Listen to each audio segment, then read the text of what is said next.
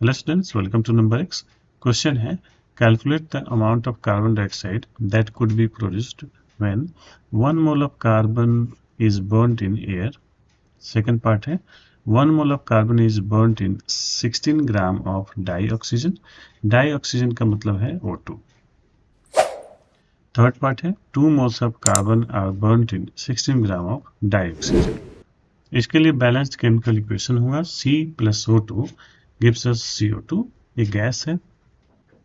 यदि हम इस केमिकल इक्वेशन को एनालाइज करें तो हम पाएंगे कि 1 मोल कार्बन एटम 1 मोल डाइऑक्सीजन से रिएक्ट करके 1 मोल CO2 बनाएंगे।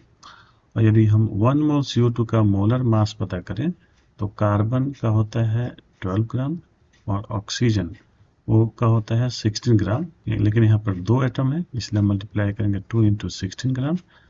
यदि आप इसको कैलकुलेट करेंगे तो आएगा 12 ग्राम प्लस 16 टू जा 32 ग्राम विच इक्वल्स 44 ग्राम। तो पहला पार्ट का आंसर हो जाएगा 44 ग्राम। दूसरा पार्ट है 1 mole of carbon is burned in 16 gram of dioxygen. यहाँ पर दिया है 16 ग्राम डाइऑक्सीजन का यानी O2 का है। यदि आप इसका मोलर मास कैलकुलेट करें तो ये आएगा 16 ग्राम डिवाइडेड बाई 32 ग्राम पर मोल, यानी यहाँ पर 0.5 मोल O2 लिया गया है और 0.5 मोल के लिए 0.5 मोल ही कार्बन की जरूरत पड़ेगी, बाकी कार्बन बच जाएंगे। ठीक है।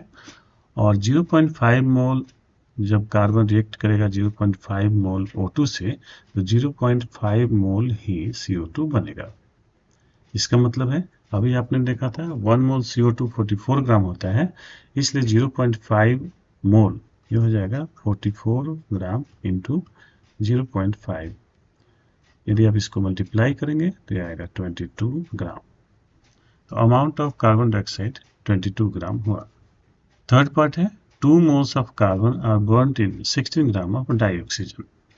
तो अभी आपने देखा कि यहाँ पर ऑक्सीजन लिमिटिंग रिएजेंट बन गया है, यानी 16 ग्राम में हमें 0.5 मोल O2 मिल रहे हैं, इसलिए सभी के 0.5 मोल ही रिएक्शन में यूज होंगे, यानी 0.5 मोल ही कार्बन यूज होगा, बाकी 1.5 मोल रिएक्शन में पार्टिसिपेट नहीं करेगा। इसलिए यहाँ पे O2 क्या है, लिमिटिंग रिएजेंट है और ये हमें 0.5 मोल ही CO2 देगा। इसको अभी हमने कैलकुलेट किया था, यह है 22 ग्राम। इस तरह से हमने तीनों क्वेश्चंस कर लिए हैं। आपको ये वीडियो कैसा लगा कमेंट में जरूर बताएं। यदि आपको अच्छा लगा तो लाइक करें, यदि आप चैनल पर नए हैं चैनल को सब्सक्राइब करना ना भूलें। Thanks for watching.